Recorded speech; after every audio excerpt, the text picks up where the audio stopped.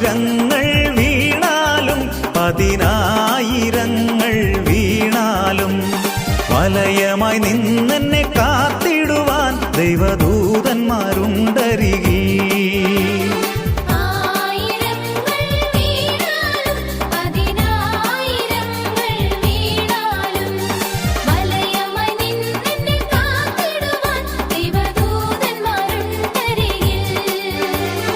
അസാധ്യമായ എനിക്കൊന്നുമില്ലല്ലോ, സർവശക്തനാം ദൈവമെന്റെ കൂടെയുണ്ടല്ലോ.